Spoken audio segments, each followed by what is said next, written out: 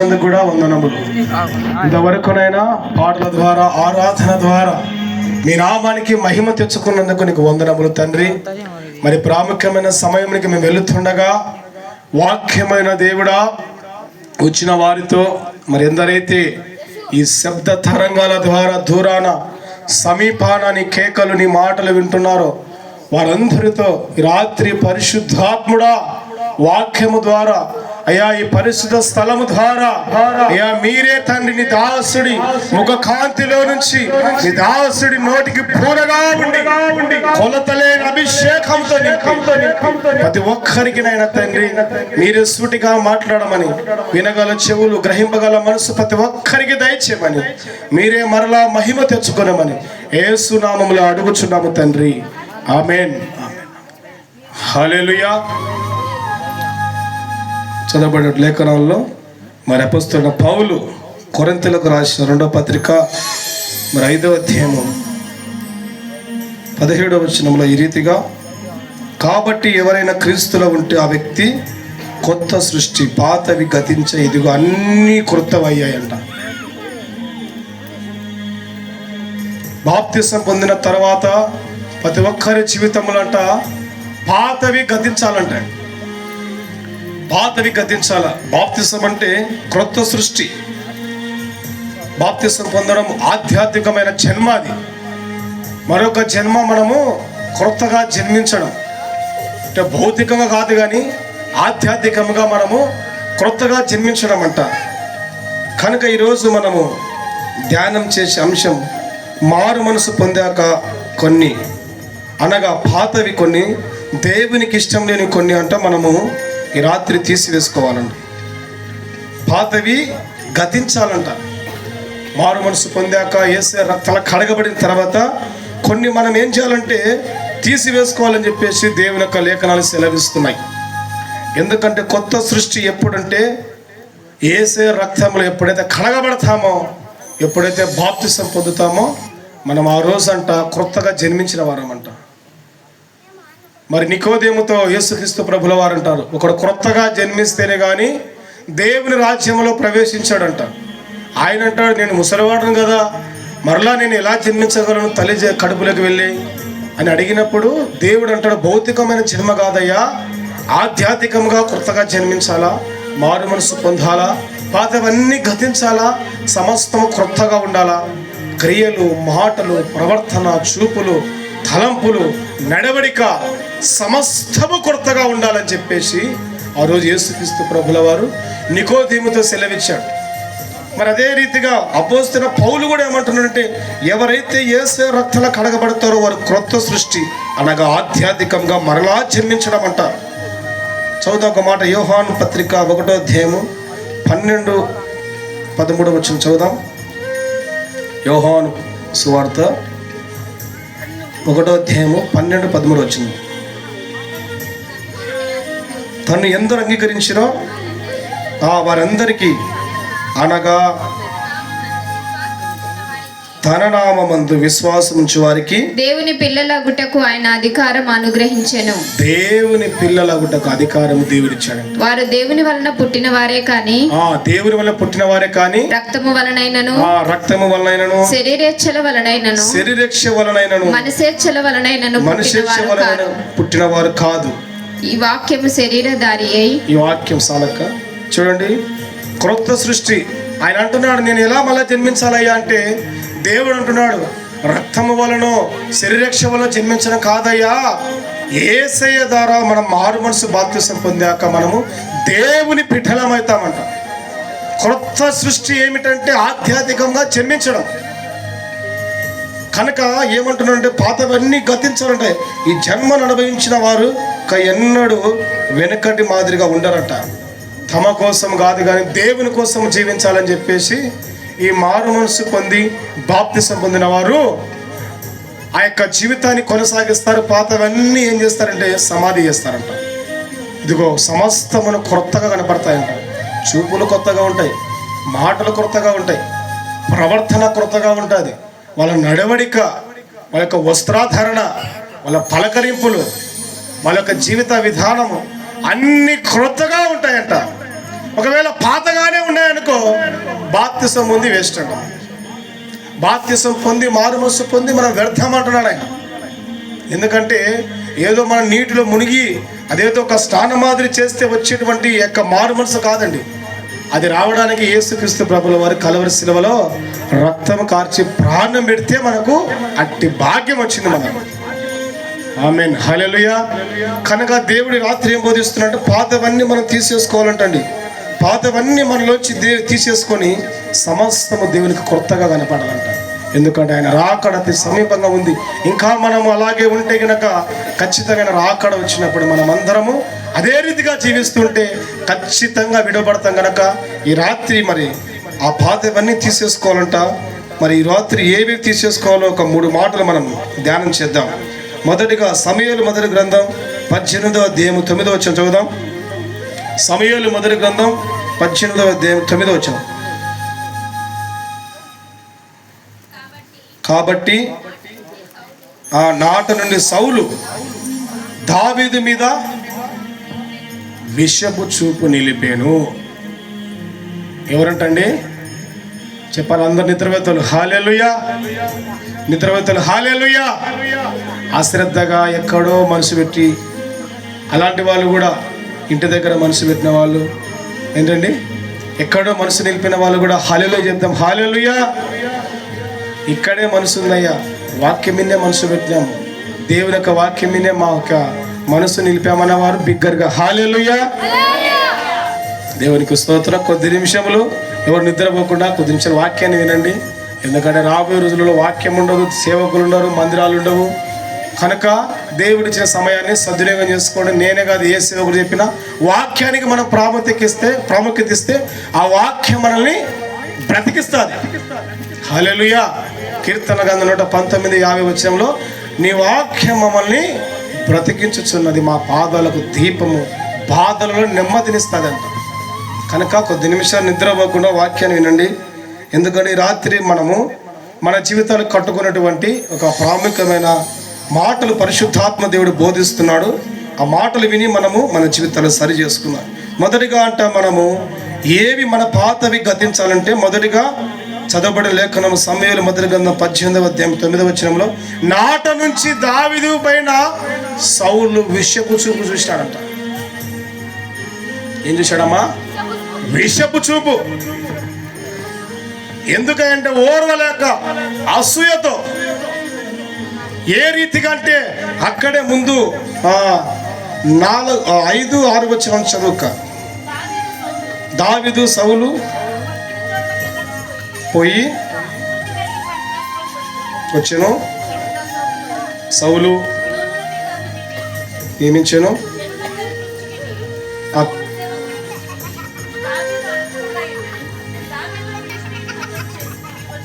వచ్చినప్పుడు ఆ స్త్రీలు చదువుక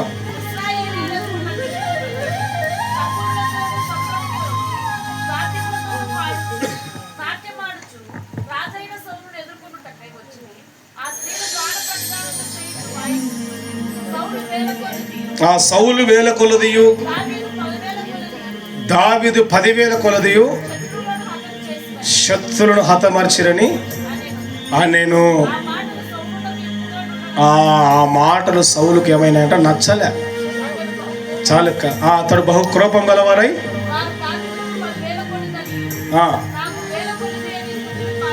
పాడిరి, రాజ్యము తప్ప అదిగో. కాబట్టి నాట నుండి సౌలు దావీదు పైన విషపు చూపు చూశాడంట. ఏం చేశాడయ్యా అంటే దావీదు గొల్యాతును చంపేసినాడు. సౌలుతో కాలేదు, దావీదు అన్నలతో కాలేదు, ఇశ్రాయేలు ఏ మనుషుడితో కాలేదు. పిల్లవాడు దేవునియందు భయభక్తులు కలిగినటువంటి దావీదు ద్వారా గొల్యాతును దేవుడు చంపేశాడు. అది చూసిన ప్రజలు, ఇశ్రాయేలు ప్రజలు, స్త్రీలు ఏం చేశారంటే తంబుర తీసుకొని సితార తీసుకొని వారికి ఎదురుగా సౌలు దావీదు యొక్క గొల్యాతును చంపేసి గొల్యాతు తల తీసుకొని మరి రాజ్యంలోకి వస్తుంటే వారికి ఎదురుగా స్త్రీలు పరిగెత్తుకుంటూ తంబూరాలు తీసుకుంటూ సితార తీసుకుంటూ దేవుని స్తుతించుకుంటూ ఆరాధన చేసుకుంటూ వాళ్ళకి ఎదురుగా వస్తున్నారు.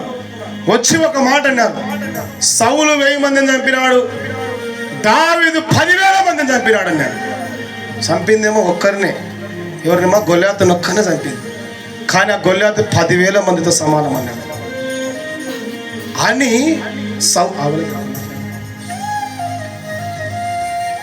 అని ఆ మాట అనగానే దావీదుకు నచ్చలేదండి. అంటే ఇక్కడ క్రెడిట్, ఆ యొక్క గొప్పతనము ఎక్కువగా దావీదుకి వెళ్ళిపోతుంది. అది నచ్చలేనకి నాట నుంచి విషపు చూపు చూశాడంట దావీదు పైన. కనుక ఈరోజు మన జీవితంలో మొదటగా పాతవి ఏది గతించాలి అంటే మనలో కూడా విషపు చూపు అనేది తీసేసుకోవాలంట. మనం పడకూడదు.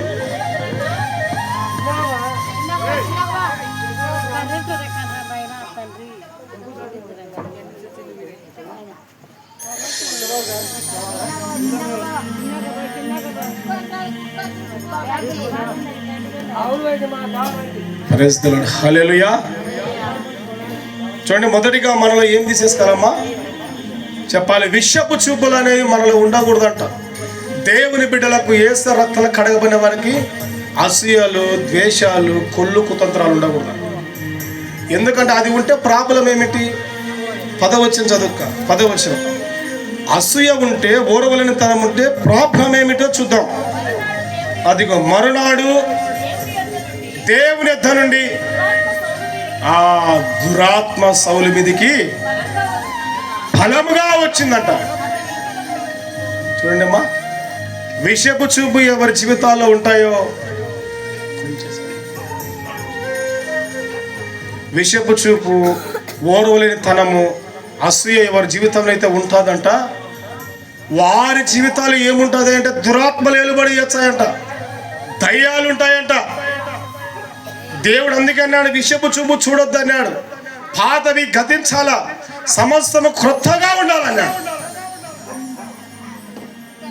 ఇప్పుడు గొల్యాతుని చంపితే అది మంచే, ఆ రాజ్యంలో నెమ్మది లేదు. 40 రోజుల నుంచి భయంకరంగా శ్రమ పెడుతున్నాడు గొల్యాతు. అలాంటి భయంకరుణ్ణి, అలాంటి శత్రువును దావీదు చంపేస్తే దావీదుని మెచ్చుకోవాల్సింది పోయి ఏం చేశాడమ్మా, విషపు చూపు చూసి భయంకరంగా దావీదు చంపాలనుకున్నాడంట. నాట నుంచి ఆయన మీదకి ఏమొచ్చిందంటే బలంగా దేవుని దగ్గర నుంచి దురాత్మ వచ్చింది. చూడండి, విషపు చూపు ఎంత ప్రమాదమో, అసూయ అనేది ఎంత ప్రమాదమో, ఓర్వలేని తనం అనేది ఎంత ప్రమాదమో చూడండి. ఈ లోకంలో మనిషిని ఏలుబడి చేస్తున్నది ఏమిటో ఎక్కువ అంటే విషపు చూపే. ఆ మధ్య ఒక సంఘటన జరిగిందండి.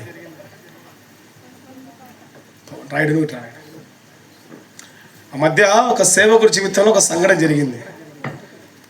ఇక్కడ సేవకుడు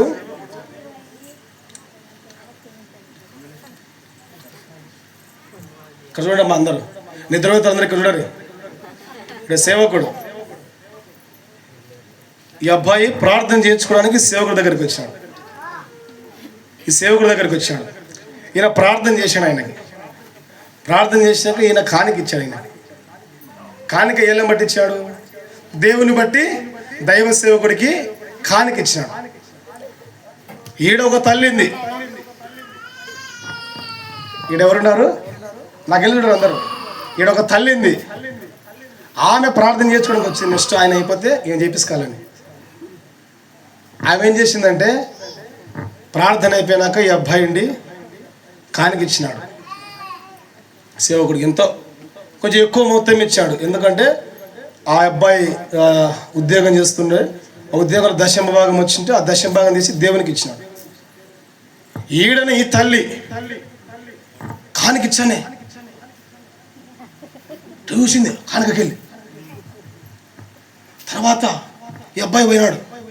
ఈ సేవకుడు కానుక తీసుకుని జోలో పెట్టుకుంటుంటే జోబికెళ్ళి సైకిల్, జోబికెళ్ళి సైకిల్, జోబికెళ్ళి సైకిల్. ఆపలే. నేను అనుకున్నా, ఆడామెకి ఏమన్నా ఫిట్స్ వచ్చినాయేమనుకున్నా. మరి ఆ చూపు ఏ చూపు అది? విషపు చూపు అది. అంటే సేవకుడు కానుక తీసుకుని ఆ తల్లికి ఏం లేదు, ఓర్పు లేదు, ఓర్వలేని తనం అది, అసూయ అది. అసూయ ఎంత ప్రమాదమో దేవుని యొక్క సెలవిస్తుంది 10వ వచనంలో. దురాత్మ వచ్చిన సౌలుకి ఆ రోజు నుంచి ఆయన జీవితం పతనం అయిపోయింది. ఆ రోజు నుంచి ఏమైపోయింది? సౌలు జీవితం పతనం అయిపోయింది. ఎక్కడో గాడిదలు కాసుకుంటూ తీసుకొచ్చి రాజుని చేస్తే ఏం చేశాడు? విషపు చూపు చూసినాడు, ఓరవలేని తనం. ఆ రోజు నుంచి దురాత్మ వచ్చింది. దురాత్మ వచ్చిన ప్రతిసారి మళ్ళా దావీదే రావాలా. మళ్ళా ఎవరిపైన విషపు చూపు చూసినాడు? దావీదు పైన చూసినాడు. దయ్యమిడిపిడిగా మళ్ళా దావీదే రావాలా. దావీదు వచ్చిన ఆయనకి విడుదల. అని నా గురించి వచ్చాడు, నాకు దురాత్మ నుంచి విడుదల ఇవ్వడానికి దావీదు తంబుర తీసుకొని సితార తీసుకొని వచ్చాడే, మంచి చేస్తున్నాడు కదా అని చెప్పేసి మెచ్చుకునేది పోనిచ్చి బల్లెం పట్టుకొని కూర్చోండి, ఎప్పుడు వస్తే అప్పుడు చంపుదామని. అంటే ఈ లోకంలో మేలు చేసేతోనికి మంచివాడికి కాలం లేదు. ఉందా తల్లి? సత్సారా దయ్యం బట్టి వీడని చెప్పేసి దావీదు ఉపవాసం ఉండి ప్రార్థన చేసి ఆరాధన చేస్తుంటే దావీదు చంపనీకే వచ్చినాడు. ఎంత విషపు చూపు! ఈ రోజులలో మనుషులు ఎంత ఓర్వలేని తరాలు ఉన్నాయి, ఎంత అసూయలు ఉన్నాయి. సేవకులలో కూడా అసూయలు ఉన్నాయి. నా సంఘమే బాగుండాలా, నా మందిరే బాగుండాలా, నా సేవ బాగుండాలా, నేనే అభివృద్ధి చెందాలా. గ్రామంలో ఎంతమంది సేవకులు ఉంటే నేను ఎన్ని కుడిగలు జరుగుతున్నాయి, అది ఆశీర్వాదం కదా అని లేదండి. సేవకులకు కూడా అసూయలు ఏలుబడి చేస్తున్నాయి. ఈరోజు మనిషి జీవితంలో అసూయ ఎంతో ప్రమాదకరమని ఈ రాత్రి పరిశుద్ధాత్మ దేవుడు మాట్లాడుతున్నాడు. ఒకవేళ నీ జీవితంలో విషపు చూపుంటే తీసేసుకో, లేదంటే ప్రమాదంలో పడతావు. దేవునికి ఇష్టం లేదండి విషపులు చూపులు చూసేతోళ్ళు, అసూయ పడేతోళ్ళు, ఓర్వలేకుండా జీవించాలంటే దేవునికి ఇష్టం లేదు. ఆయన దృష్టిలో అందరూ సమానమే. అపోలో వాడని, పౌలు వాడని, కేఫా వాడని, యూదుడని, క్రీస్తు దేశం ఏ భేదం లేదు. క్రీస్తులు అందరూ సమానమే. ఈరోజు ఒక ఇల్లు కడితే ఒకడు ఓర్చలేడు, ఒక కారు కొంటే ఓర్చలేడు, పిల్లలు 10వ తరగతి పాస్ అయితే ఓర్చలేరు. ఎవడైనా మంచి వస్త్రాలు ధరించుకొని రోడ్డు మీద పోతుంటే విషపు చూపులు. నా పిల్లలే బాగుండాలా, నేనే బాగుండాలా, నేనే సంపాదించుకోవాలా, నేనే అభివృద్ధి కావాలని విషపు చూపులు. కుటుంబాలు అభివృద్ధి చెందుతుంటే, ఆర్థికంగా ఎదుగుతూ ఉంటే చాలా మంది ఓర్వలేక కొన్ని అడ్డంగా కూడా పనులు చేస్తున్నారు. ఆ వంశం అభివృద్ధి అవుతుంది, ఆ గోత్రం అభివృద్ధి అవుతుంది, ఆ కుటుంబాలు అభివృద్ధి అవుతున్నాయని చాలా మంది చేత బలు చేసే వాళ్ళు కూడా ఉన్నారు. ఇంటి పైన మంత్రిచ్చి నిమ్మకాయలు బియ్యం వచ్చే కూడా ఉన్నారు. ఇవన్నీ ఉన్నాయంటే ఉన్నాయి బైబిల్లో. చేతబడి, చిల్లంగితనం, బాణమతి, శకునము, సోది ఇవన్నీ బైబిల్లో ఉన్నాయి. ఎందుకంటే అపవాది గడి తంత్రములు అవి. ఆ మధ్య నంద్యాలో దేవనగర్ ప్రాంతానికి ప్రార్థనకి వెళ్ళాను. ఆ తల్లి దేవనగర్ కన్నా ముందు నందమూరు రావులు ఉన్నాయి. ఆ తల్లికి 2 కొడుకులు, భర్త చనిపోయారు చిన్నప్పుడు. పిల్లలు చాలా సౌందర్యంగా ఉంటారు, చాలా అందంగా ఉంటారు. 2 కుమారులు. పెద్ద కుమారుడికి వివాహమైంది, చక్కటి భార్య, చక్కటి గుణవంతురాలు, చక్కటి సౌందర్యవంతురాలు. ఇలా కుటుంబం ఎంతో ఏది కొరత లేకుండా ఎప్పుడు సంతోషంగా కారులో తిరుక్కుంటూ సంతోషంగా ఎంతగా అంటే ఆ ఏరియాలో ఆ కుటుంబం చాలా ఆశీర్వదించబడే విధంగా జీవిస్తున్నారు. వాళ్ళు రోడ్డు మీద వెళ్తుంటే అందరూ ఇరుగు పొరుగు వాళ్ళకి అందరికీ అసూయ.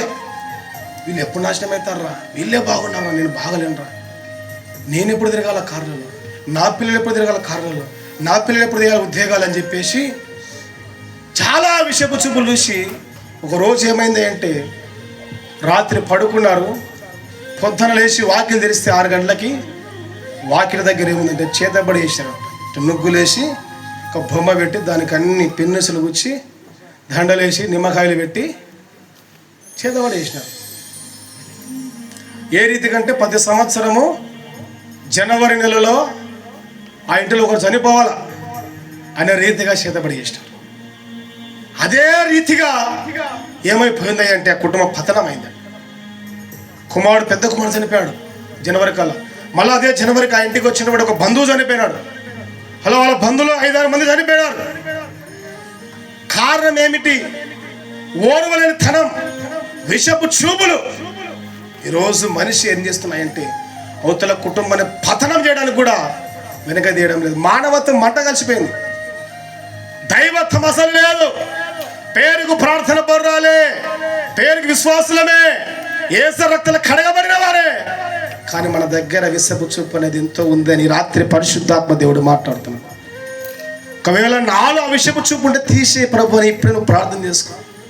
ఎందుకంటే చాలా ప్రమాదం అని 10వ వచనంలో చెప్పాడు. దేవుడి దగ్గర బలంగా వచ్చింది దురాత్మ.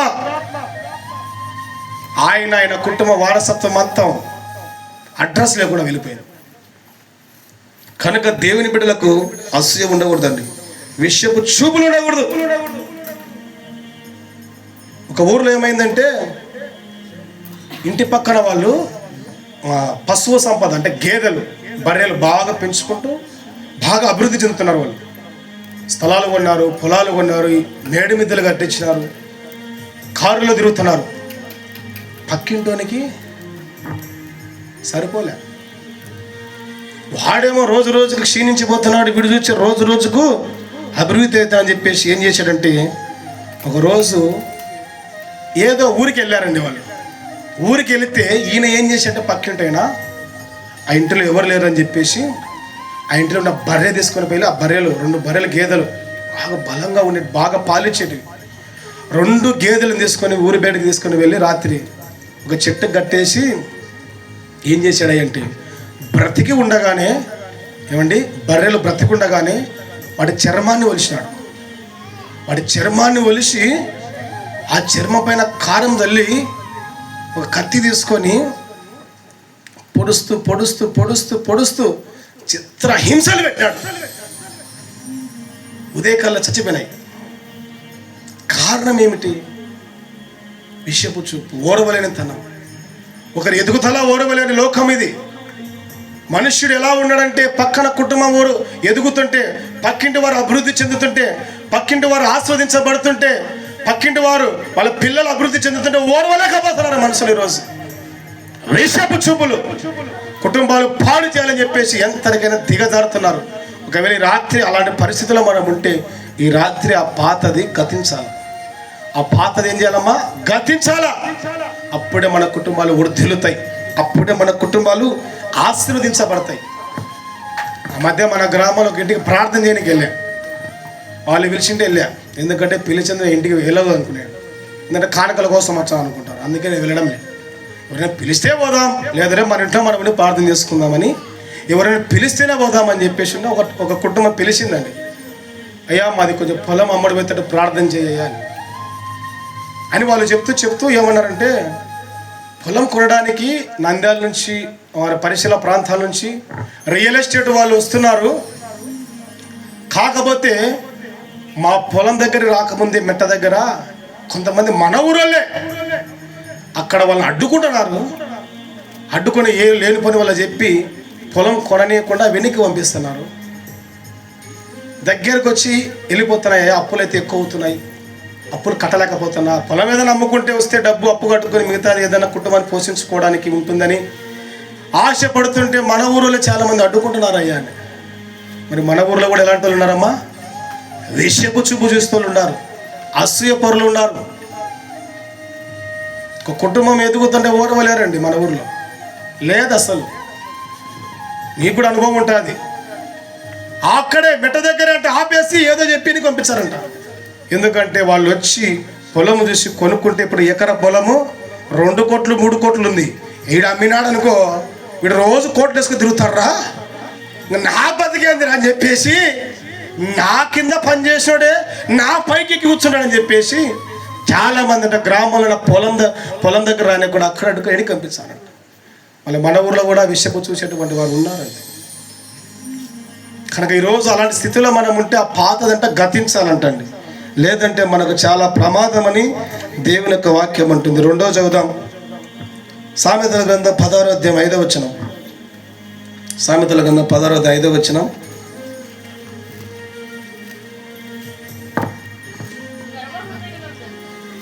గట్టిగా చదువుక. గర్వ హృదయులందరూ యెహోవాకు హేయులు, నిక్షేమంగా వారి శిక్షణ పొందుతారంట. చూడండి, 2వ మాట ఏమిటంటే, మొదటిగా మన పాత వేది గతించాలంటే విషయపు చూపు అనేది మనలో ఉండకూడదయ్యా. అసూయ ద్వేషాలు దేవుని బిడ్డలకు ఉండకూడదు. ఒకవేళ ఇలా ఉన్నాయంటే ఇంకా నువ్వు మారు మనసు పొంది బాప్తిసం పొంది వేస్ట్. కనుక మొదటిగా విషయపు చూపుంటే తీసేసుకోవాలా. రెండవది గర్వం ఉంటే అంట చాలా ప్రమాదకరం. గర్వము చాలా ప్రమాదకరం. ప్రియమైన దేవుని బిడ్డలారా, గ్రామ ప్రజలారా, గర్వము చాలా ప్రమాదకరం. గర్వ హృదయులు దేవునికి ఇష్టం లేదంట. నిశ్చయంగా వాళ్ళు శిక్ష పొందుకుంటారని దేవుని వాక్యం అంటుంది. గర్విష్ఠుల ఇల్లు ఏం చేస్తాడో తెలుసా దేవుడు? చదువుతా ఒక మాట, సామెతల గ్రంథం 15వ అధ్యాయం 25వ వచనం చదువుతాం త్వరగా. గర్విష్ఠుల ఇల్లు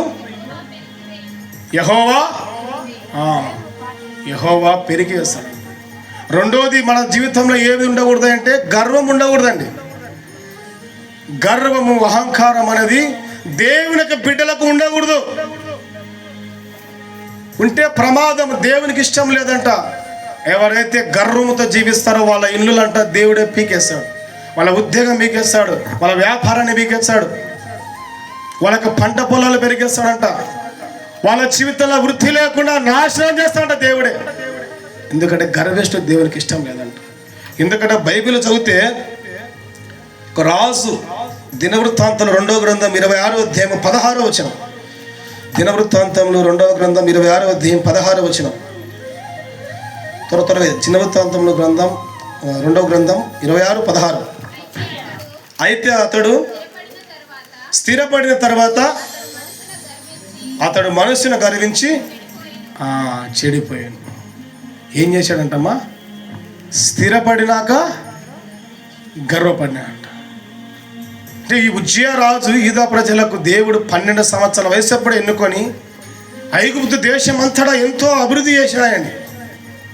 మొదటిలో బాగానే ఉన్నాడు, తగ్గింపు స్వభావం జీవిస్తూ అందరితో బాగా ప్రేమతో తగ్గించుకుంటూ మాట్లాడుతూ ఎంతో బాగానే ఉన్నాడు. కానీ బాగా స్థిరపడినాక, బాగా అభివృద్ధి చెందినాక, బాగా డబ్బు సంపాదించినాక, బాగా ఆస్తులు సంపాదించినాక, బాగా మిద్దెల మీద మిద్దెలు సంపాదించినాక ఈయనకేమొచ్చిందంటే తెలియకుండా గర్వం వచ్చిందట. ఆ గర్వం ఎంత దారి తీసిందంటే ఆయన జీవితాన్ని పతనం చేసిందండి. అదే అధ్యాయంలో కింద చదువుకుంటూ వస్తే ఒక భయంకరంగా ఆయనకి ఏమొచ్చిందంటే కుష్ఠరోగం వచ్చిందంటండి. నొసట కుష్ఠ వచ్చింది. ఏం చేశాడు అంటే, నేను రాజును కదా అని మందిరంలోకి వెళ్ళాడు. మందిరంలోకి వెళ్ళి మందిరంలో ధూపవేదిక మీద ధూపం వేసినాడు. నేను రాజును, రాజ్యములు అన్నిటిపై నాకు అధికారం ఉంది, నేను ఏది చేస్తే అదే రైట్ అని చెప్పేసి మందిరంలోకి వెళ్ళి సేవకులు చేయాల్సిన పని ఎవరు చేశారయ్య అంటే రాజు చేసినాడు. లోకల్ ఒక సామెత ఉంది కదమ్మా, గాడిద పని కుక్క పని కుక్క చేయాలి. రాజు పని ఏమిటి? రాజ్యాన్ని పరిపాలన చేయాలి. రాజ్యంలో ఎవరైనా సమస్యలు ఉంటే సమస్యలు తీర్చాలి. శత్రువు ఎవరైనా యుద్ధానికి వస్తుంటే యుద్ధాన్ని ఆపుదల చేసి తన రాజ్య ప్రజలకు కాపుదల ఇవ్వాలి. ఇది వదిలేసి ఆ రాజు ఏం చేశాడయ్యా అంటే మందిరంలోకి వెళ్ళి మందిరంలో ధూపం వేస్తుంటే సేవకులు వచ్చినాం, అయ్యా అయ్యా అయ్యా ఉచియా, ఎంతటి భయంకరమైనటువంటి దుష్కారానికి పాల్పడ్డావు. అది చేయొద్దయ్యా, అది చేస్తే నీకు నీ ఇంటి వరకు శాపం వస్తుంది అంటే ఎవర్రా మీరు నాకు చెప్పడానికి? నేను రాజును, నాకు అధికారం ఉంది, ఏదైనా చేస్తాను అని చెప్పేసి గర్వపడినాడు. ధూపం వేస్తుండగానే నొసట ఏమొచ్చిందంటే కుష్ఠరోగం వచ్చింది. కొద్ది రోజులకి ఏమైపోయాడు? చనిపోయాడు ఆయన. ఆ శాపం పిల్లలకు వచ్చింది. గర్వం ఎంత ప్రమాదకరం అంటే చాలా ప్రమాదకరం అండి. కొంతమంది డబ్బును చూసి గర్వపడుతుంటారు, నా అంత ఆస్తి పరులు లేరని. అందాన్ని చూసి కొంతమంది గర్వపడుతుంటారు, నా అంత అందగత్తెలు, నా అంత అందగాలు లేరని. కొంతమంది ఆస్తులు చూసి, ఉద్యోగాలు చూసి, కొంతమంది బలగము చూసి, కొంతమంది బలాన్ని చూసి గర్వపడుతున్నారు. గర్వపడితే దేవునికి ఇష్టం లేదంట. వాళ్ళ ఇంటిని దేవుడే పెరిగేస్తాడని చెప్పేసి వాక్యం అంటారు. మనం ఎలా ఉన్నా తగ్గించుకోవాలా, తగ్గింపు స్వభావం ఉండాలా. నెబుకద్నెజర్ రాజు కూడా అదే చేసినాడు. నెబుకద్నెజర్ రాజు ఏం చేశాడు చదువుదాం. దానియేలు గ్రంథం 4వ అధ్యాయం 29వ వచనం చదువుదాం త్వరగా. దానియేలు గ్రంథం 4వ అధ్యాయం 29వ వచనం చదువుకో పాస్ట్. సంచరించుచుండగా బబులోను ఈ మహాపట్టణము నా బలాధికారము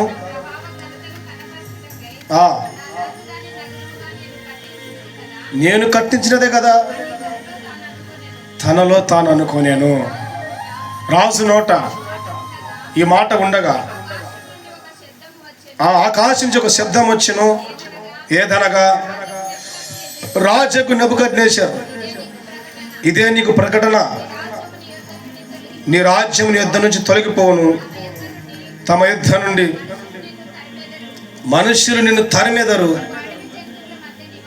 నీవు అడవి జంతువుల మధ్య నివాసం చేసేదవు, పశువుల వల్ల గడ్డి తింటావు. ఎవరంటండి? గర్వ హృదయాలంట. దేవునికి ఇష్టం లేదంట. దేవుడు వాళ్ళ ఇంటిని పెరికేస్తాడంట. ఒకవేళ నీ బలము చూసి, నీ అధికారం చూసి, నీ ఉద్యోగాన్ని చూసి నువ్వు గర్వపడతంటే ఆ ఉద్యోగాన్ని దేవుడు పెరికేస్తాడంట. ఆ డబ్బును తీసేస్తాడంట, అందాన్ని తీసేస్తాడంట, ఆస్తులు తీసేస్తాడంట. చివరికి గడ్డి తినేటువంటి పరిస్థితికి దేవుడు తీసుకొస్తాడంట. నెబుకద్నెజరు రాజు యుద్ధంలో అదే జరిగింది. ఈ మహాబబులోను సామ్రాజ్యము నా శక్తి, నా తెలివి, నా జ్ఞానం ద్వారా కట్టానంటే దేవుడంట ఆకాశం నుంచి విని ఏం చేశాడు? అధికారాన్ని తీసేసినాడు. తర్వాత పేరు ప్రతిష్టలు తీసేసినాడు. చివరికి ఆ రాజ్యం నుంచి వెలివేసి ఒక అడవిలో పశువుల మధ్యలో ఆయన ఏం చేశాడంటే గడ్డి తినేటట్టు చేసినాడు. గర్వం అంత ప్రమాదకరం అండి. ఈరోజు మనిషిని ఏలుబడి చేస్తుంది ఏమంటే గర్వం. పెద్దల, చిన్నల, తల్లిల, తండ్రిల, మామల, అత్తల, సేవకుల, దేవుడుల గర్వపు మాటలు, గర్వపు చూపులు, గర్వపు తలంపులు. అది ఒకవేళ మనలో ఉంటే రాత్రి ఆ పాతది గతించాలి. ఆ పాతది తీసివేసుకొని క్రొత్తగా మన యొక్క జీవితంలో తగ్గింపు స్వభావం అనేది రావాలి. సృష్టికర్త యేసే తగ్గించుకుని శిష్యుల పాదాలు అడిగినాడండి. అంతర్గత తగ్గించుకోవడం ఏమన్నా ఉందమ్మా? చెప్పండి హల్లెలూయా. చెప్పండి అమ్మా నిద్రవేత్తలు హల్లెలూయా. చూడండి, యేసు ప్రభు అంతటి వాడే శిష్యుల పాదాలు అడిగినాడు. కారణము తగ్గించుకోవాలంట. మనిషి తను తాను తగ్గించుకునేవాడు, తను తాను హెచ్చించుకునేవాడు తగ్గించబడు. దేవదూతలు చాలాసార్లు ప్రశ్న చేసినాం మేము, జీకే ప్రశ్న, జనరల్ నాలెడ్జ్. దేవదూతలు స్త్రీలా పురుషులా? చెప్పాలా? స్త్రీలా పురుషులా? చెప్పండి. అందరికి మాటలు వచ్చాయమ్మా?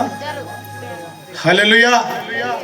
దేవదూతలు స్త్రీలా పురుషులా? తల్లి పురుషులు అనే వాళ్ళందరూ చేతులు అంటే నువ్వు పురుషుడేనా? పురుషులు అనే వాళ్ళందరూ చేతులు ఎత్తండి. స్త్రీలు అనేవాళ్ళు దేవదూతలు స్త్రీలయ్యా, అది కూడా తెలియకుండా వాక్యం చెప్తానావా? చేతులు ఎత్తానమ్మా. చాలా మంది చేతులు ఎత్తలే. ఇందాక పురుషులైన వారికి చేతులు ఎత్తలే, ఇప్పుడు స్త్రీలైన వారికి చేతులు ఎత్తలే. స్త్రీ కాదు పురుషులు కాదయ్యా, వాళ్ళు కూడా చేతులు ఎత్తారు. లేదమ్మా, మీరు ఏ పార్టీ కాదు. ఓకే, చూడండి ఒక మాట చదువుతాం. గర్వం ఎంత ప్రమాదకరమో యెషయా గ్రంథం 14వ అధ్యాయం 12వ వచనం. త్వరగా ముగించుకుందాం. యెషయా గ్రంథం 14వ అధ్యాయం 12వ వచనం చదువుక. మైకు తీసుకోక. తేజో నక్షత్రమా చదువుక. నీవెట్లు ఆకాశం నుండి పడితివి, జనులను పడగొట్టిన నీవు నేల మట్టుకు వరకు ఎట్లు నరకబడితివి. నేను ఆకాశమునకు ఎక్కిపోయేదను, దేవుని నక్షత్రములకు పైగా నా సింహాసనమును హెచ్చించుదును. తూర్పు దిక్కుననున్న సభాపర్వతం మీద కూర్చుందును, మేఘమండలం మీదికి ఎక్కుదును. మహోన్నతునితో నన్ను సమానునిగా చేసుకొందునని నీవు మనసులో అనుకొంటివి కదా. నీవు పాతాళమునకు, నరకములో ఒక మూలకు త్రోయబడితివే. నిన్ను చూచువారు నిన్ను నిదానించి చూచుచు ఇట్లు తలపోయిదురు. భూమిని కంపింపజేసి రాజ్యములను వణికించిన వాడు ఇతడేనా? లోకమును అడవిగా చేసి దాని పట్టణములు పాడు చేసిన వాడు ఇతడేనా? తాను చెరపట్టిన వారిని తమ నివాస స్థలమునకు పోనీయజేయవాడు ఇతడేనా? యెషయా గ్రంథం 14:12 ఒకసారి చదువుక. 12వ వచనం. తేజో నక్షత్రమా వేకువ చుక్క, వేకువ చుక్క, నీవెట్లు ఆకాశము నుండి పడితివి, నీవెట్లు ఆకాశం నుంచి పడితివి. ఈ మాట ఎవరు అడుగుతున్నారంటే,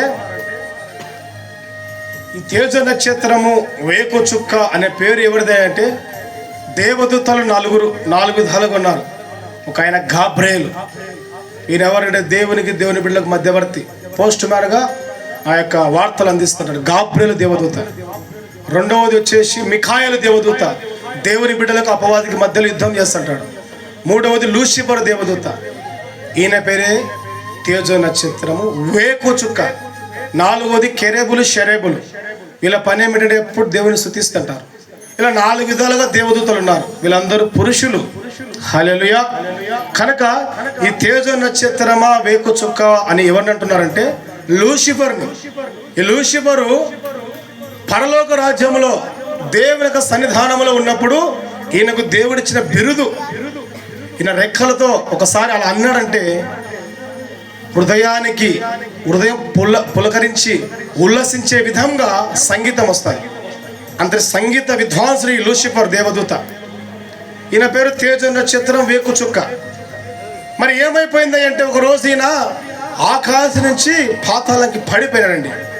పడిపోయినప్పుడు అడుగుతున్నాడు ప్రవక్త, తేజో నక్షత్రమా వేకు చుక్క లూసిఫరు, నువ్వు పాతాళానికి పడిపోయే కారణం ఏమిటి అంటే ఆయన చెప్తున్నాడు, ఒకరోజు పరలోకంలో ఆరాధన జరుగుతుంది అయ్యా.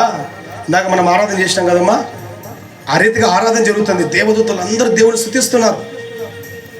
ఇక్కడ దేవుడు కూర్చున్నాడు, సింహాసనం మీద దేవుడు కూర్చున్నాడు. దేవుని అందరూ దేవదూతలు ఇలా కూర్చొని అందరూ దేవుని స్తుతిస్తూనే ఉన్నారు. ఏమని? యెషయా గ్రంథం 6వ అధ్యాయం 6వ వచనంలో పరిశుద్ధుడు పరిశుద్ధుడు పరిశుద్ధుడు పరిశుద్ధుడు పరిశుద్ధుడు అని గాన ప్రతిగానాలు చేయొచ్చు. దేవదూతలు అందరూ దేవుని స్తుతిస్తున్నారు. కెప్టెన్ ఎవరు? లూసిఫర్. ఇక్కడ కూర్చున్నాడు, ఆరాధన జరుగుతుంది. దేవునికి వెళ్ళి చూసినాడు. చూసి ఒక ఆలోచన వచ్చింది ఆయన, నేను కూడా దేవునికన్నా పైన ఈడ సింహాసనం కూర్చాల. ఉత్తర దిక్కున సభా పర్వతం, అదే షియోను, సౌందర్య షియోను, దేవుని పట్టణం. అక్కడ కుర్చేసుకొని కూర్చొని నేను కూడా అలా కూర్చుంటే నన్ను కూడా ఈ రీతిగా స్తుతిస్తారు కదా, ఈ రీతిగా ఆరాధిస్తారు కదా, నన్ను పొగుడుతారు కదా అని చెప్పేసి మనసులో అనుకున్నాడు. అంటే జస్ట్ మనసులో అనుకున్నాడు అంతే. మనసులో గర్వపడతానే మన దేవుడు ఎవడయ్యా అంటే హృదయ అంతరంగంలో ఎరిగినవాడు. హృదయం కాదు, అంతరంగం లోపలికి దేవుడు చూసి, ఓరే ఎక్కడో నిన్ను పాతాళమును తీసుకొచ్చి నేను తేజో నక్షత్రం నిలబెడితే నీకు ఇంత హోదా ఇస్తే ఇంత గర్వించినావా, నాకంటే గొప్పగా ఊహించుకుంటావా నువ్వు? ఆడ కూర్చున్నాడంట. అంటే మహిమ దేవునికి రాకుండా ఆయనకు రావాలనుకున్నాడు. ఇది తూర్పే కదక్క,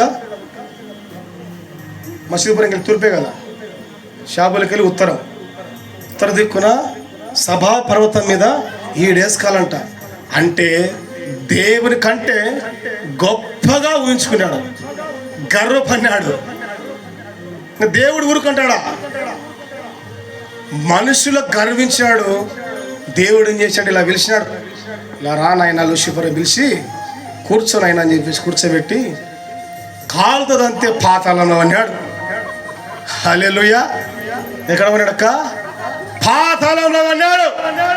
కట్టిక చీకటి అది. అందుకడుతున్నాడు, నువ్వు పడిపోయిన కారణం ఏమిటి? నీ కుటుంబం అభివృద్ధి చెందకపోవడం కారణం ఏమిటి? నువ్వు అప్పుల పాలు కావడం కారణం ఏమిటి? అంతకంతగా నీ కుటుంబము దిగజారిపోవడానికి కారణం ఏమిటి? ఎంత కష్టపడుతున్నా కానీ అభివృద్ధి చెందకపోవడం కారణం ఏమిటి అంటే ఎక్కడో మనము గర్వపడతాం. చూడండి, గర్వపడితే దేవుడు ఏం చేశాడు? ఇంటిని పెరికేసినాడు. రాజును వదలలేదు, నెబుకద్నెజర్ రాజును వదలలేదు, ఉజ్జియా రాజును వదలలేదు. చివరికి నిత్యము స్తుతించిన లూసిఫర్ దేవదూతను కూడా విడిచిపెట్టలేదు. కనుక మనలో గర్వం అహంకారం ఉండకూడదండి, అది తీసేసుకోవాలి. తగ్గించుకుంటే మనం హెచ్చిపడతాం. కొంతమంది మాటలు కూడా గర్వంగానే ఉంటాయి. టైటానిక్ షిప్ తయారు చేసిన వాళ్ళు ఏమన్నారంటే, ఈ షిప్ ఎంత బలమైనదంటే సృష్టికర్త దేవుడు వచ్చి ముంచిన మునగాలి. ఆ జ్ఞానంతో కట్టినాం మేము, శక్తితో తెలివితో కట్టినాం మేము, మా జ్ఞానము, మా వివేకము, మా అధికారంతో కట్టినాం మేము, మా డబ్బుతో కట్టినాం అని గర్వపడినారు. దేవుడు ఒకరోజు ఏం చేశాడు? టైటానిక్ షిప్ను ఏం చేశాడమ్మా? సముద్రంలో ముంచేశాడు.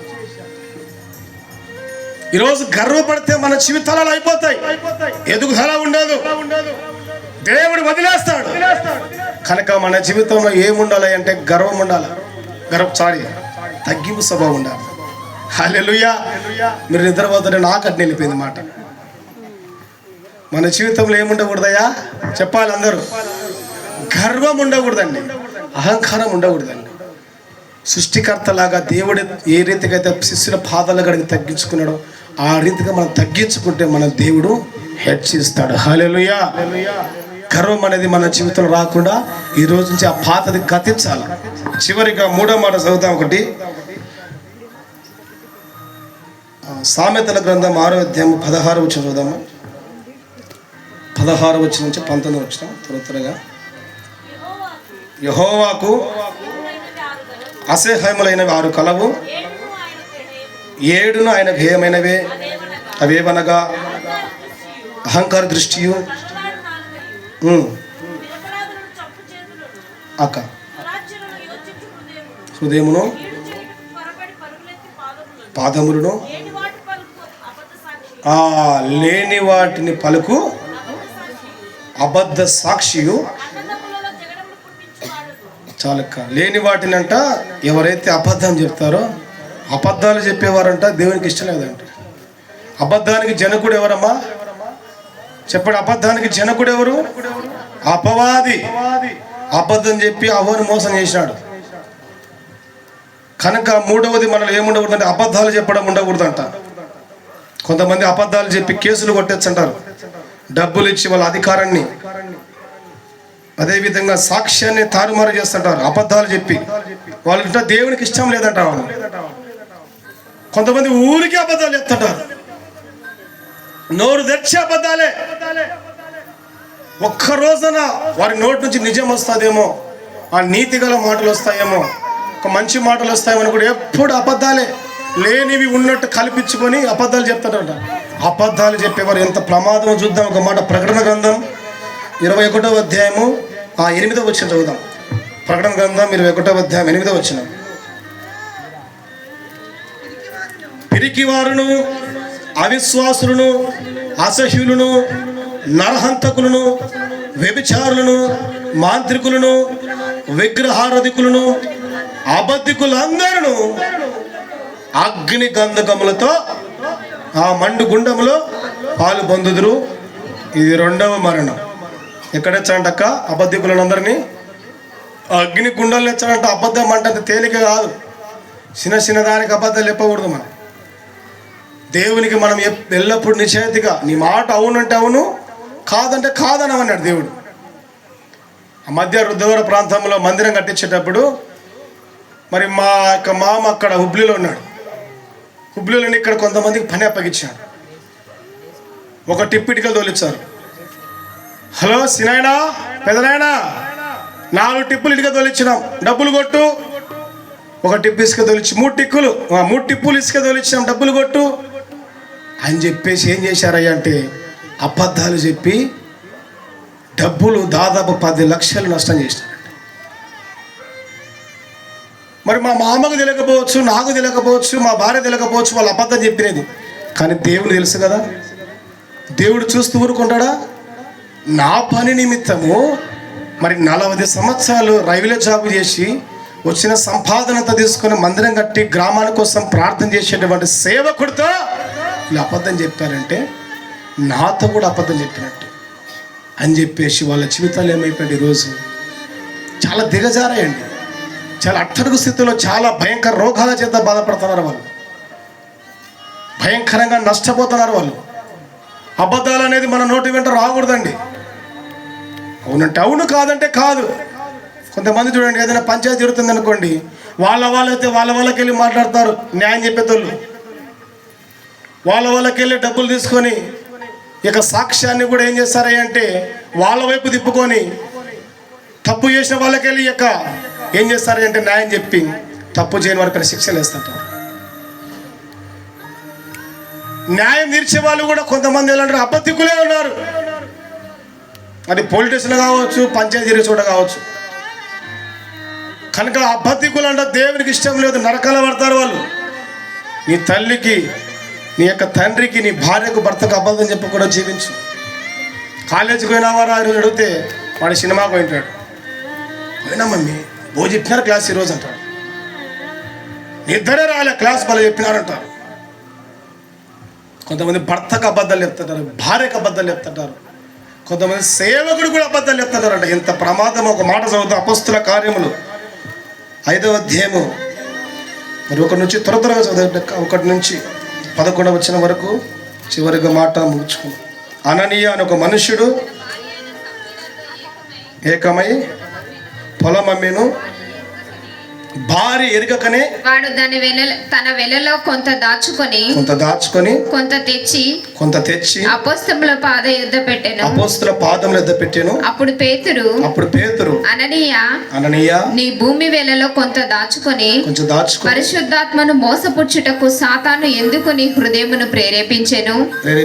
అది నీ యొద్దనున్నప్పుడు నీదే గదా, అమ్మిన పిమ్మట అది నీ వశమై ఉండలేదా? ఎందుకు ఈ సంగతి నీ హృదయంలో ఉద్దేశించు? నీవు మనుషులతో కాదు దేవునితోనే అబద్ధం ఆడితివని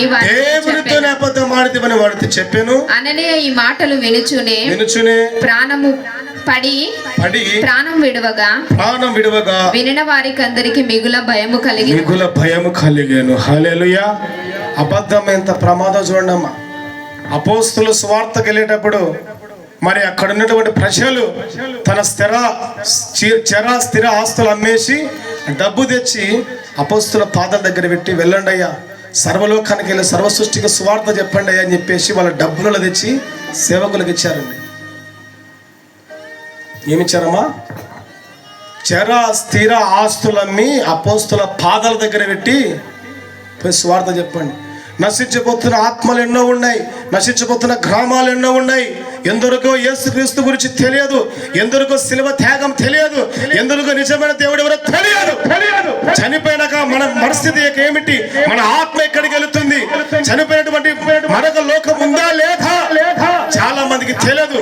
యేసుక్రీస్తు ప్రభు ఈ లోకానికి ఎందుకు వచ్చాడో, ఎందుకు కల్వరి శిలువలో రక్తం కార్చాడో చాలా మందికి తెలియదు. మీరు డబ్బు తీసుకొని మీ ప్రయాణములకు మీ ఖర్చులకు పెట్టుకొని చాలా ప్రాంతాలకు వెళ్ళి సువార్త చెప్పండి అని చాలా మంది కుటుంబాలు డబ్బులు తెచ్చి పాదాల దగ్గర పెట్టారు.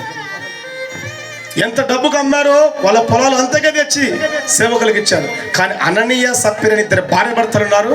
వాళ్ళు ఏం చేశారంటే, ఉదాహరణకు 10 కోట్లకు ఎకరా పొలం అమ్మితే వాళ్ళు 2 కోట్లు ఇంట్లో పెట్టుకొని 8 కోట్లు తెచ్చి వాళ్ళ పాదాల దగ్గర పెట్టారు. అప్పుడు అడుగుతున్నాడు ఆయన పేతురు, ఎందుకు నువ్వు అబద్ధం చెప్తున్నావు? నువ్వు ఎవరితో అబద్ధం ఆడుతున్నావో తెలుసా? సేవకుడితో కాదు, దేవుడితో అబద్ధం ఆడుతున్నావు నువ్వు. సైతాన్ గాడు ఎంత నిన్ను ప్రేరేపించాడు అబద్ధం చెప్పడానికి. దీని ద్వారా నువ్వు పొందుకున్న ప్రతిఫలం ఏమిటి తెలుసా? మరణం. చనిపోతామని చెప్పేసి ఆ మాట చెప్పగా మునిపే అననీయ చనిపోయాడండి. మనం అనుకుంటా చిన్న అబద్ధమే కదా, నా భర్తకు చెప్పింది చిన్న అబద్ధమే కదా, నా భార్యకు చెప్పింది చిన్న అబద్ధమే కదా, నా తల్లిదండ్రులకు చెప్పే చిన్న అబద్ధమే కదా అనుకోవచ్చు. ఆ అబద్ధమే వెనుక చాలా ప్రమాదం పొంచి ఉందండి. ఆ బాధది గతించాలా. భర్త చనిపోయినాడు, ఇది భార్యకి తెలియదు. ఆ మనిషిని తీసుకుని పోయి పాతి పెట్టారు శ్మశానంలో. ఈ లోపల భార్య వచ్చింది, ఏంది ఇంకా రాలి నా భర్త, పోదామని భార్య వచ్చింది. భార్య వస్తే మరలా అడిగాడు పేతురు, సప్పీరా నువ్వైనా చెప్పు, ఎంత కమ్మిన పొలం అంటే ఈ తల్లి తన భర్త ఏం చెప్పాడో తెలియక ఈమె అబద్ధం చెప్పింది. తన భర్తను పాతి పెట్టిన వాళ్ళు ఇంకా గుమ్మంలోకి అడుగు కూడా పెట్టలే, వాళ్ళు ఈమె చనిపోయింది. అంటే ఒక అబద్ధము ఎంత ప్రమాదకరం అంటే, అబద్ధానికి జనకుడు అపవాది కనుక అబద్ధికులు అంటే దేవునికి ఇష్టం లేదు. నీతిమంతులు, న్యాయవంతులు, యథార్థవంతులు దేవునికి ఇష్టం. అహంకారం ఎదిరించి దీనులకు యథార్థవంతులు కురిపిస్తానన్నాడు ఆయన. మోసాలు చేసేదోళ్ళకు, టక్కర్లు చేసేదోళ్ళకు, అన్యాయాలు చేసేదోళ్ళకు, అబద్ధాలు చెప్పేదోళ్ళకు కాదు. కొంతమంది దొంగ లెక్కలు ఎత్తుంటారు, దొంగ లెక్కలు వచ్చి పైకి గవర్నమెంట్ పంపిస్తుంటారు. ఆఫీసులో ఉద్యోగాలు వేసేటప్పుడు అధికారులకు కూడా అబద్ధికులుగా మోసాలు చేసుకుంటూ ఉద్యోగాలు వేస్తుంటారు. జాగ్రత్త, దేవుడు చూస్తున్నాడు. సామెతల గ్రంథం 13వ అధ్యాయం చదివితే 1వ వచనంలో దేవుడి యొక్క కన్నులు 10 చోట ఉన్నాయి. నిన్ను నువ్వు పాడు చేసుకోవద్దు, నీ కుటుంబాన్ని పాడు చేసుకోవద్దు. ఈ రాత్రి వాక్యం వింటున్న ప్రియమైన దేవుని బిడ్డలారా, ఈరోజు నీ జీవితంలో ఒక అబద్ధం అనేది, మోసం అనేది, ఒక కుటుంబానికి అన్యాయం చేయలేదు నీలో ఉంటే తీసేసుకో. ఈరోజు ప్రజెంట్ నువ్వు బాగుండవచ్చు, అబద్ధాలు చెప్పి ఒక కుటుంబాన్ని మోసం చేసి నువ్వు బాగా బతుకోవచ్చు, తర్వాత ప్రతిఫలం రెండంతలుగా నువ్వు అనుభవించాల్సి వస్తుంది. కనుక ఈ పాతవన్నీ తీసేసుకోవాలండి.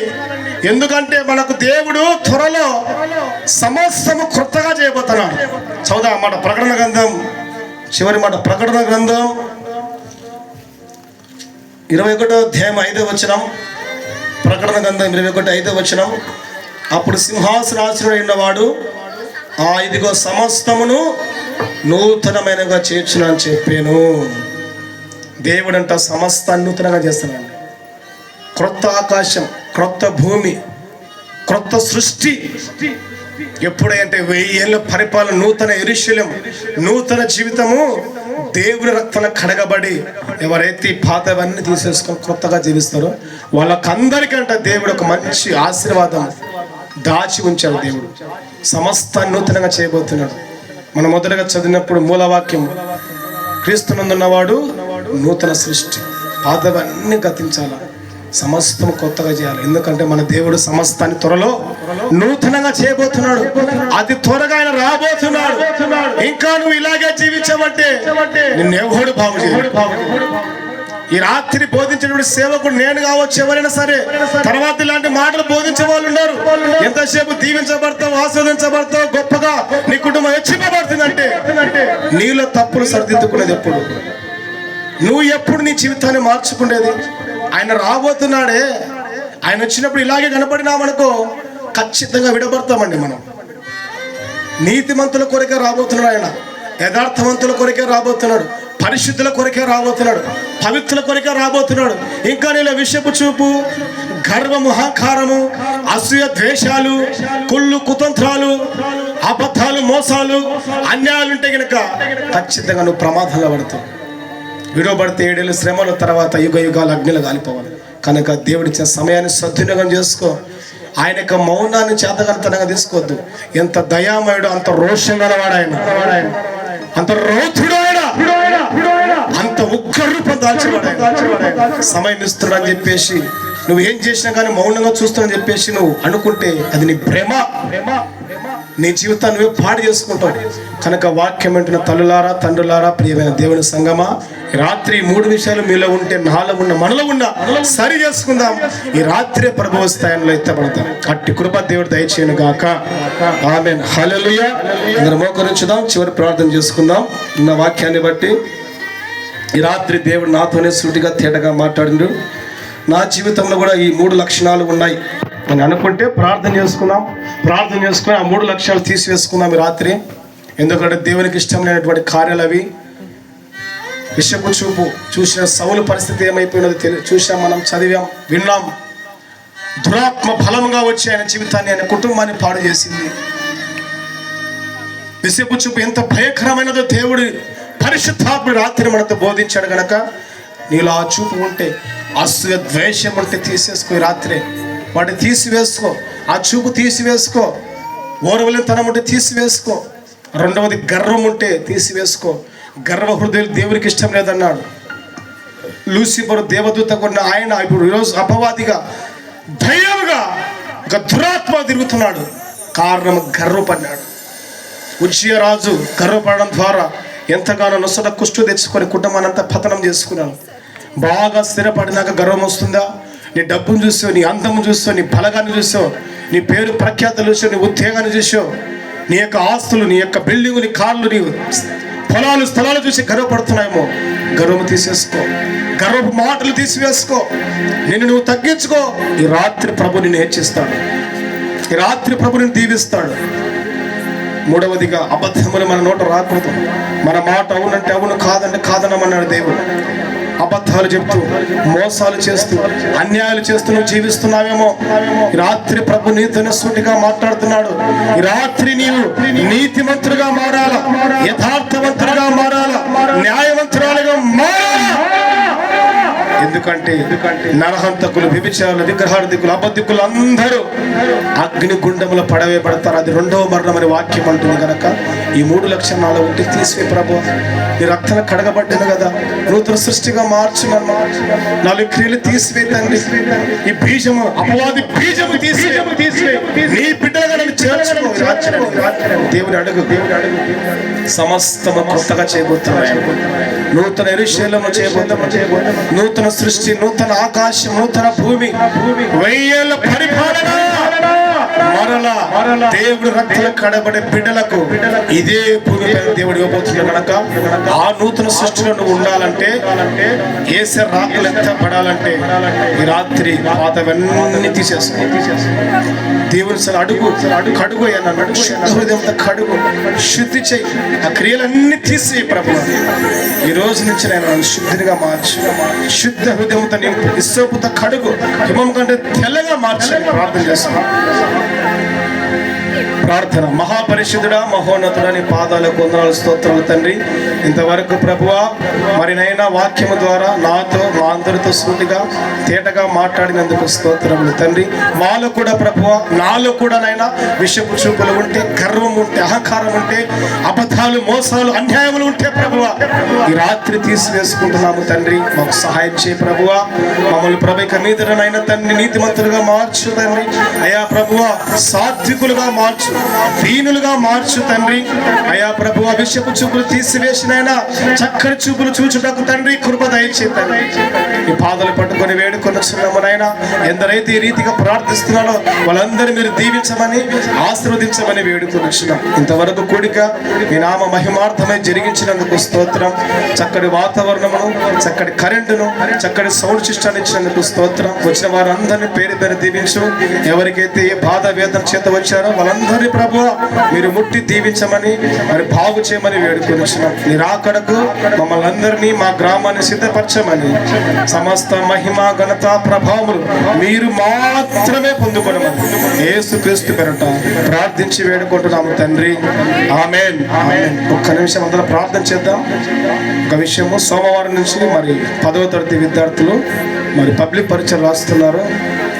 మరి మన గ్రామంలో ఎందరైతే మరి మన బంధువులలో కావచ్చు, ఎందరైతే 10వ తరగతి పబ్లిక్ పరీక్షలు సిద్ధపడుతున్నారో, రాస్తున్నారో ప్రతి ఒక్కరూ మరి మంచి మార్కులతో పాస్ అయ్యేటట్టు దేవుడు మంచి జ్ఞానము, మంచి తెలివిని, మంచి ఆరోగ్యాన్ని దేవుడు అనుగ్రహించలాగున ఏ ఒక్కరు గ్రామంలో ఫెయిల్ అవ్వకుండా అందరూ పాస్ అయ్యేటట్టు అందరూ ప్రార్థన చేద్దాం. ఒక్క నిమిషం అందరూ ప్రార్థన చేద్దాం.